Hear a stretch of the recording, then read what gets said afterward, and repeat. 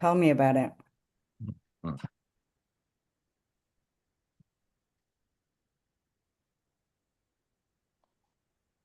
Fernando. Hi, Fernando.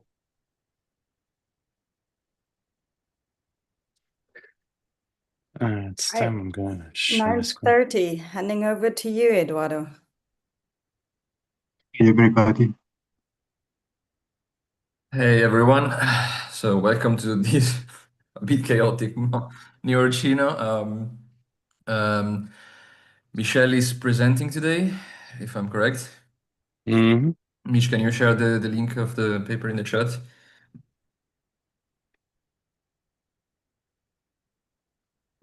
Thank you. Hey, Ave. Are you able to share the screen? Yes. Yeah. Okay. Just if you make the screen maybe like zoom in a little bit, that would be nice. Yeah, thank you so much. Okay, the floor is yours. All right, there's still There we people go. coming in. There we go. All right, today we're going to talk about the key-centric run that unifies mechanisms for synaptic vesicle exocytosis and hyperfast recycling. This is a paper that's been published in Science 2 weeks ago. A week ago? 2 weeks ago. And this paper is about exploring this long-standing question that we had about vesicles. I guess not all of you know about vesicles. When your neuron fire, it's going to get along the axon to the synaptic button where you have vesicles that will transport neurotransmitter to the end of the neuron in order to release it into the synaptic cleft, and then it's captured by the next neuron, and that's how chemical communication is happening in the brain. And people have a different hypothesis about how it works. They thought it was working. This is not going to help, and I'm not going to show it now. They thought it was working through the vesicle just coming up to the end of the neuron and making a fusion with the membrane of the neuron and disappearing. And some of the people thought like the vesicle is coming up to the end of the neuron. So there's a tiny fusion that happened, and then it closes again, the vesicle goes away, and this is the recycling hypothesis for the vesicles. This is important because according to those two mechanisms of release, you can think about how biologically you can interact with this vesicle exchange of neurotransmitter in the synaptic cleft in order to give neurochemical treatment to patients either with a brain injury or psychiatric disorder. So it was not possible to look at this before because it's very, very, very small.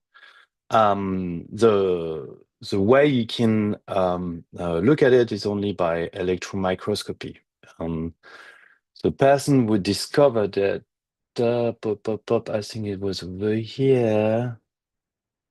There you go. There was Bernard Katz, who, with his electron microscopy methods, was the first to shed light onto the vesicle exchange in the synaptic cleft, and he got the Nobel Prize for that.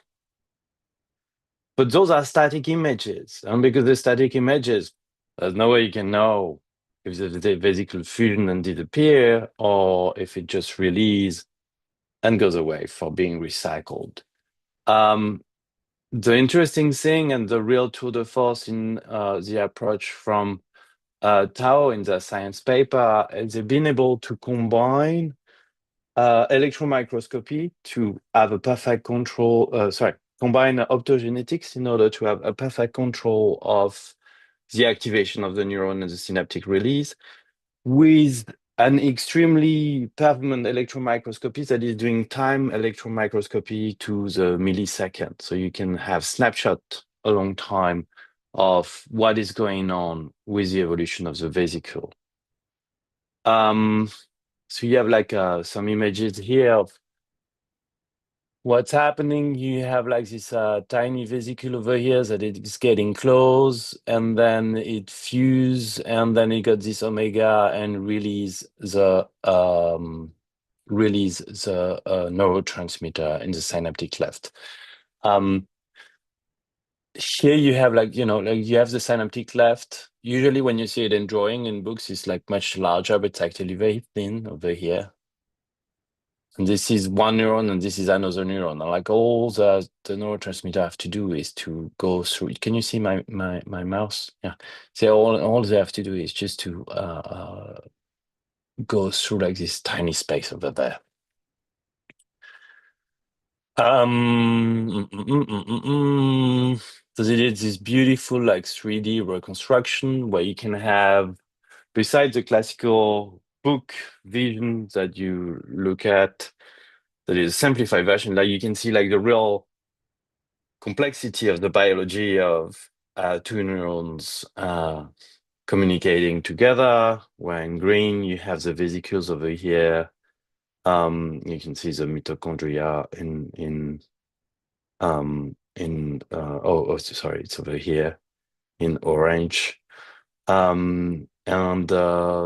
This is actin.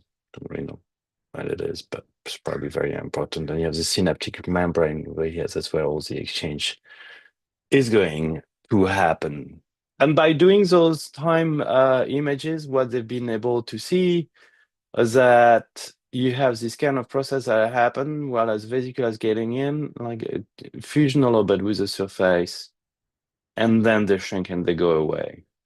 Some things that they've been able to model with this correlation over here, where the size of the vesicle and the diameter is following this pattern of increasing and decreasing as it's getting further from the synaptic cleft. Blah, blah, blah, blah, blah. More beautiful 3D images. And they got like real close into how the pore opening is happening here. Those are images we never seen at that resolution for the vesicles.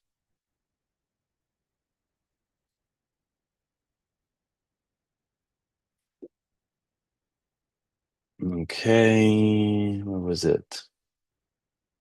All right. And so because they have this method, they can also time very precisely the chain of events that is happening with the exchange between one neuron to another. So here you have like this, kind of comic representation of it, where you have like those vesicles with this rest state. Even if that's a rest state, you still have a little bit of communication. And then because they use optogenetics, they can very precisely simulate the firing of the neuron. So they're going to activate the release of those vesicle and neurotransmitter in the synaptic cleft. And that happened within 4 to 8 milliseconds after the neuron has been activated. And after that, the recovery from release sites, which is when your vesicle is going away, takes 70 milliseconds. And like the membrane is get back to zero, like for the resting state after 100 milliseconds. That's about that for the papers. It released also 2 beautiful videos that I wanted to show you.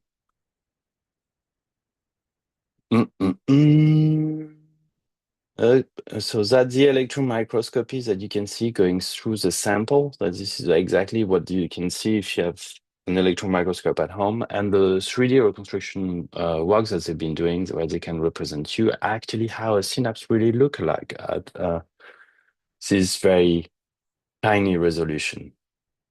You can also zoom in into the synaptic cleft and see how like the vesicles are getting in contact with the membrane.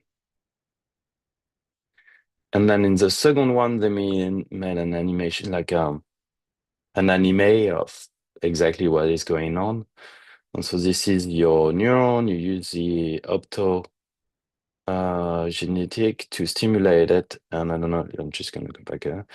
Look at the vesicles they get in, they release a neurotransmitter, and then they run away smaller after a shrinkage. Okay. Now, I don't know if you paid careful attention, but you have like 4 vesicles that are releasing the neurotransmitter. 3 of those are going away, but 1 still fusion with the membrane. That means that people were defending for decades the hypothesis that vesicle fusion with the membrane and are not recycled were also right. Although it's a minority, it also happened sometimes. So both theories were right. And that opened up like a lot of hypotheses of how you can manipulate that, the proportion of the one that fusion compared to the one that are recycled, and how that can interact with pathology or treatment. That'll be the subject matter of future research. Then they did like a closer representation of how it fusion. So you can see all. So you have like the collapse version, and then you have the fusion version. To release the neurotransmitter, and then shrink and go away. Mish, This is can I on ask the a question here? yeah. So Of in course. that video, it looks like the vesicle proteins fuse properly with the Yes. cleft membrane. So do they get Mm. embedded, or how does that work? Are they going to be So transcribed and be the same, or? a part is getting embedded, then another part is running away. But the embedding part, will that always stay distinct from the proteins, or will that? Those are the same. I think the same protein making. There's a different color to So identify. it's Like okay. yeah, it's the same making, and that's how they can fusion, and there is no big problem. And that's it. You have any questions? If no one has, or maybe Fernando has one. Yep. Yeah, go for it. I have a question. This is a very interesting paper, but I guess it's well, I'm gonna test how much is known, how much is not known from the field, or if you know. I know nothing. Actually. Not But, my field. but I'm wondering, like there's many different kinds of vesicles. There was this theory of are the neurotransmitters released together or separately, and maybe different kinds of vesicles are fusing more or less. That's probably things that are not known so far. But do you know what determines if if a vesicle is fusing or not? Like, what are these proteins involved that were being shown in the No, not to my knowledge, and I didn't see it in the paper.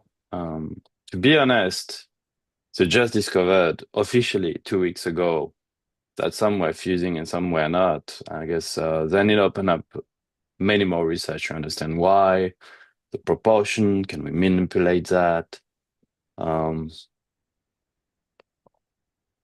As to neurotransmitters, you mean like different kind of neurotransmitters being released at the same time within the same neuron? Yeah, or even within different So, neurons, maybe the vesicles look different as well. But that's just something I was okay. wondering. That's a different. Okay, so it's 2 questions. So according to the book, you have dopaminergic neuron and serotonergic neuron, but you don't have dopa-serotonergic neuron that will do the 2 at the same time. That's what the book says. We don't check every single neuron in the brain, but apparently it's not that mix, and they're quite well represented subcortically, and then it's a mix a little bit more when you're going in the cortex. According to then the kind of vesicle, according to the neurotransmitters, I think they would have seen it by now by using electron microscopy, even if it was static. The way they behave, even the change in proportion, again, the papers came out like 2 weeks ago, so I don't think they could do every possible synapses yet. But we'll see. This is a field of science that is opening, a theme of science that is opening. And just to recap, what makes this different from electron microscopy is that it's, well, what makes it different? This is electron microscopy, but it is time electron microscopy, which means they can take different snapshots very quickly on a living sample that they manipulate using optogenetic. This is a technical tour de force. Yes. Yes. Lilith. Yeah. Can you hear me? Yes. Okay. Thank you for presenting. I have a question.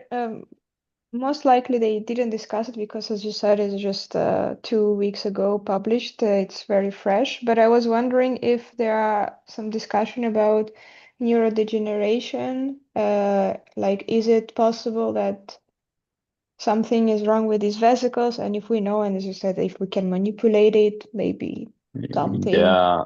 I screened the paper this morning. I was looking for pathological implications of the paper, and I didn't see it. But Okay.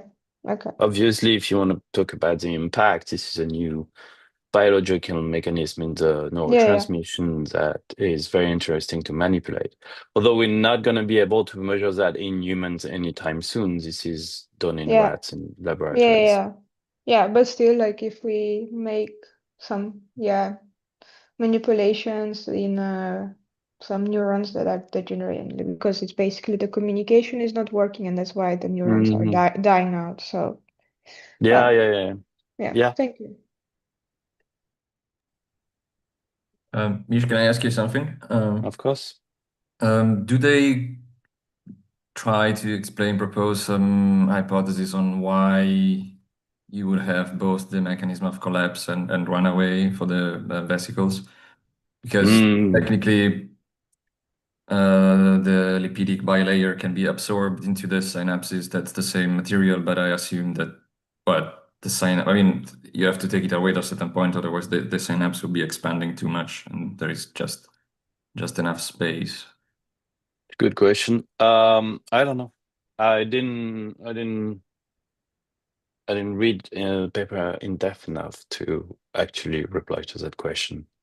Okay. I was just Very wondering. fair point, but it's a very good point.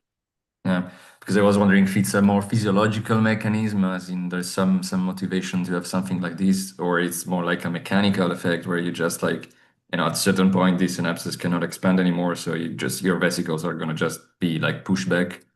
There is some modelization on the mechanical effects, but to be honest, I didn't really understand how what they were explaining. But again, I had moderate time to prepare that. But inside the paper, there is like some mechanics that is explained.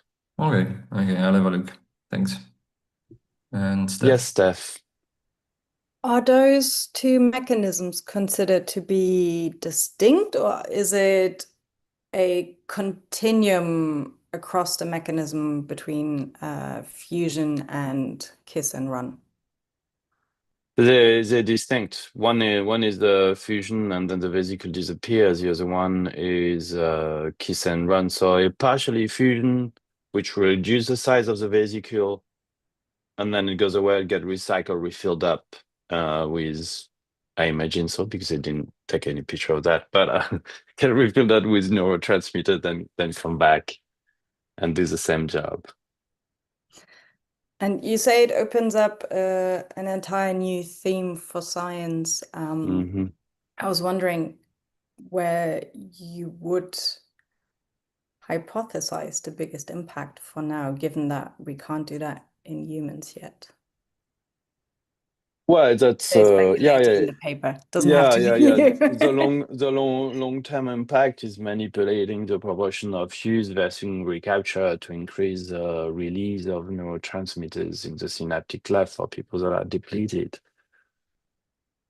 And the other part is also identifying people that have probably more fuse than recycle and are depleted just because of like a deficit in the mechanism that is happening in the synaptic cleft.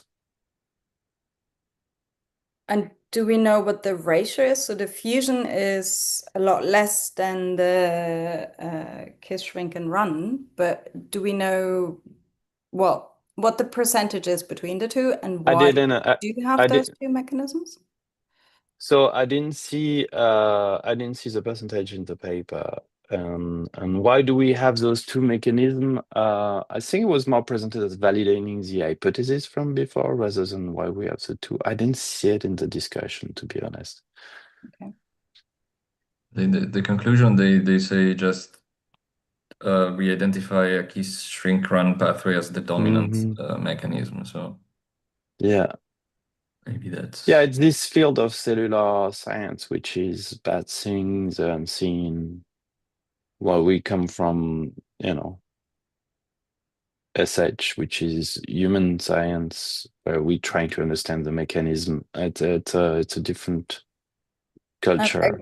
I guess I'm more But wondering about it in a sense that if it was extremely rare, it may not actually be a mechanism, but something gone wrong, for example. I see what you mean. It's a very, very good point. More data required to answer that question, really. Always.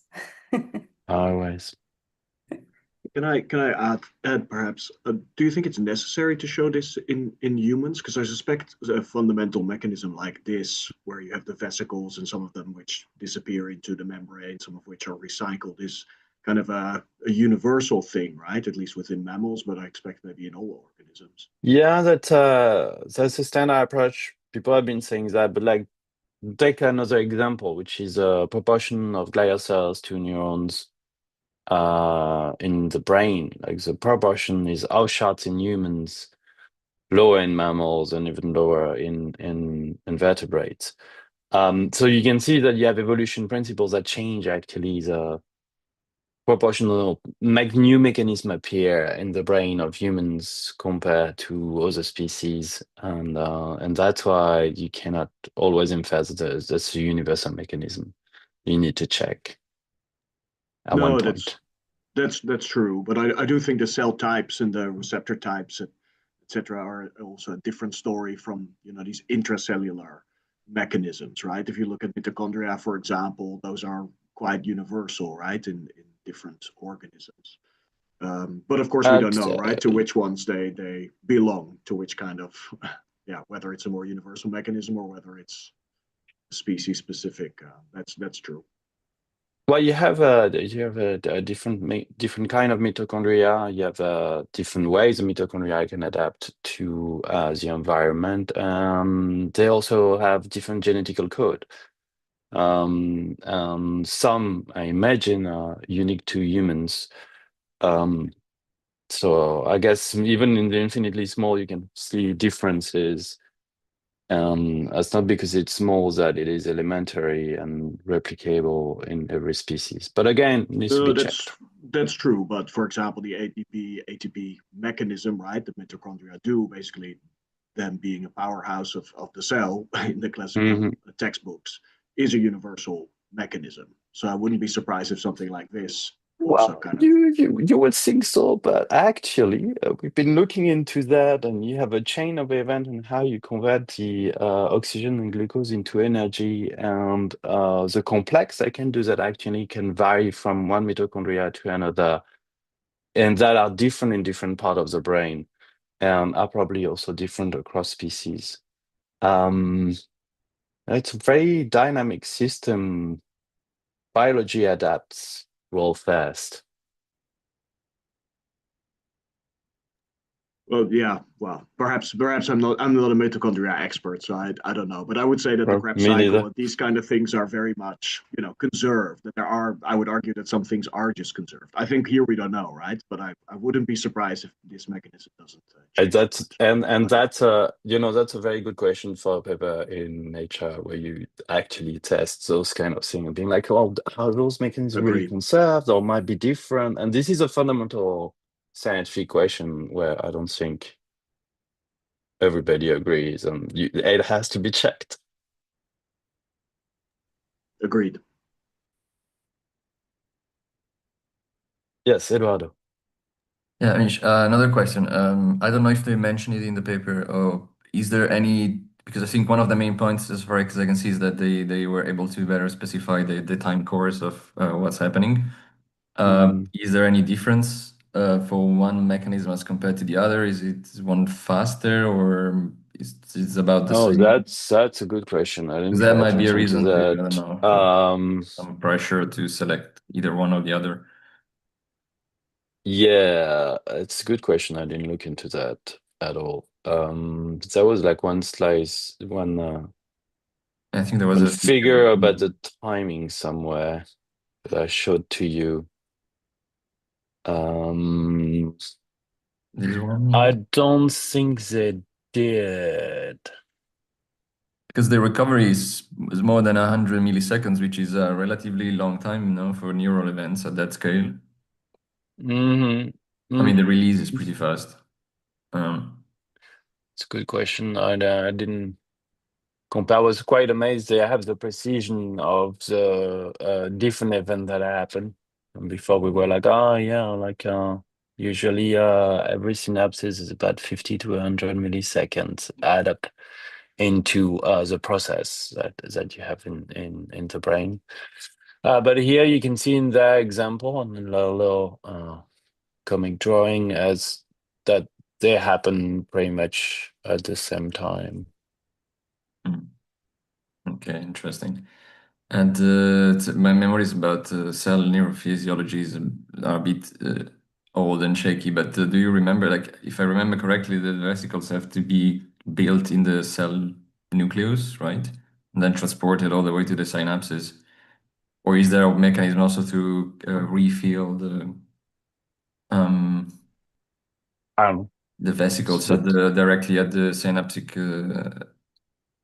button? oh no. So you have some recaptures of neurotransmitters from the Oh yeah, from sure. the synaptic left. That's right. How it works, I think they have like you have like microreceptors that are also recapturing, bringing it back into Yeah. the presynaptic space. That is for sure. Then I don't remember the mechanism how like those neurotransmitter inside the neuron are getting inside the vesicle, but it's happening inside the neuron. Just gotta check your book of biology that probably explains Yeah, I think this if I remember correctly, they are transported along the the test. microtubules. But yeah, oh, okay, I was just curious. It's too far from me. No, but yeah, me Just don't too. No, it's remember. just I got bribes of images of the book, but I can't access the details. I'm sorry. thanks. Do we have any other question? Because otherwise, I think for once we are perfectly on time. It's good. That's how it should be. As it should be. Okay. Thank you very much, Michel, for presenting this exciting paper. Thank you guys for keeping up the discussion. It was very enjoyable. And Thank you. I guess it's hard on time. I was also on time. And yeah, I guess I wish you an exciting week in science. And see you all in the next few days. Bye bye.